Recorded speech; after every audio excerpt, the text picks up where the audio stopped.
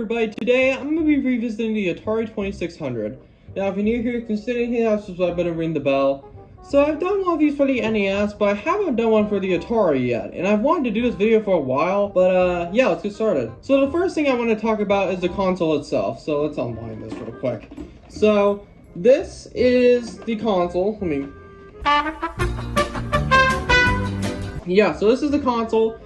There are other models out there, like the Darth Vader model and the unofficial name of the Atari 2600 Junior. But I have the original wood grain. This is a 4-switch model, actually. There are some models where it's a 6-switch. But yeah, so here is the game reset, so that can reset the game if you want to play again. And that's a game select, so I think that's how you start the game. And that's where you put in the cartridge. And this is a TV type, so it's color or black and white. I've always done color because I think it looks better. And the power switch, on and off. One of the good things about the Atari 2600 is that these switches are at least with my console, they're pretty good still to like turn things on and stuff. Here's the back. It is the controller ports, left and right. You can do two. And there's a difficulty, and you can also change the channel whether you want to do channel 2 or 3. There's also another thing I want to mention is this is probably one of the most important things if you are going to collect for the Atari 2600 is when you first get the Atari 2600 console, this wire is automatically stuck into the console, so there's no way to like separate it. But yeah, so this is the port that it comes with, and if you have anything newer than like an 80s TV, it probably won't have this port. You do have to get a separate adapter for this console to work on maybe like the CRT that I have right here. It's a Atari 2600 to coaxial or the antenna port of the TV adapter. So it's right there.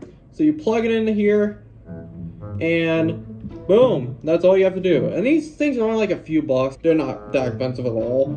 So that's one thing you have to keep in mind if you want to buy this, because if you want to like use an Atari 2600 on a TV that's probably newer than the 80s, you'll probably have to get this adapter. I wanted to note that because some people don't know that. So yeah, so here's the console. I think it looks great still. There are some things about the Atari 2600 that have aged well and some that haven't.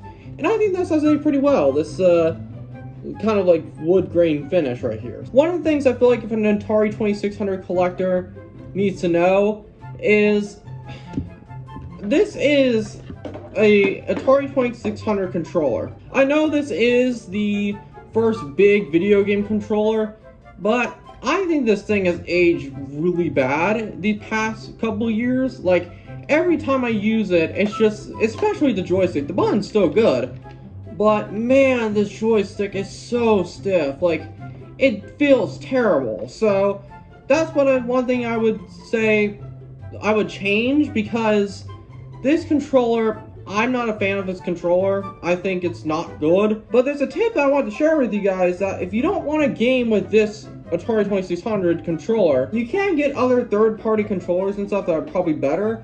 But there's a little known tip that I've seen on the internet that some people don't talk about that much. So yeah, you're probably asking, Zion, why do you have a Sega Genesis controller in here? So some people don't know this, and I think a lot more people need to talk about it because it's a lifesaver if you want to play these games. The Sega Genesis controller has the same connection port as the Atari 2600. That's the Atari, that's the Sega Genesis. Yeah, so you can basically plug in a Sega Genesis controller to an Atari 2600. I honestly think this is way better because you have a D-pad and you have these buttons. And I know that it might not be very authentic because this was not really made for the Atari 2600. I think it's awesome if you don't want to have you deal with this terrible controller, because I mean, you can, if you want to do this controller, by all means do it. But it just feels like this controller has not aged well over time. Some people say like the NES controller has not aged that great either, but this one I just don't recommend nowadays.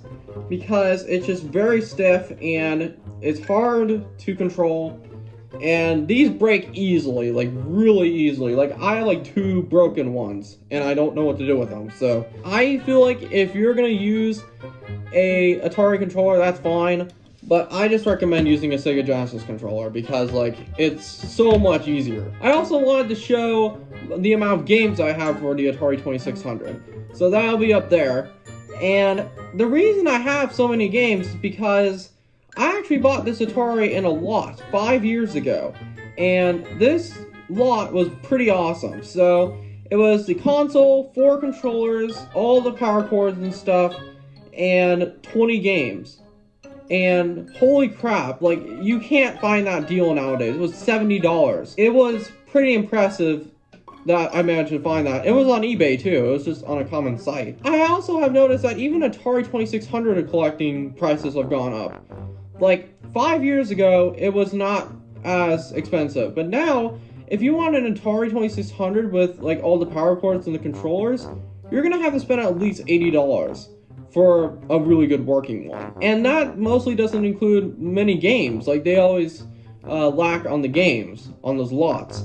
But yeah, so I got pretty lucky with this find of the Atari 2600 lot. I'm gonna try to find that listing somewhere, but I don't think I have it.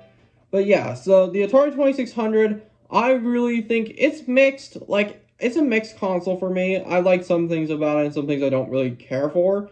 But thank you guys so much for watching. I'm sorry if it's a little bit on the shorter side, but there's a lot of noise going on upstairs right now, and I don't want it to interrupt in the video. So yeah, thank you guys so much, and I'll see you guys later. Peace.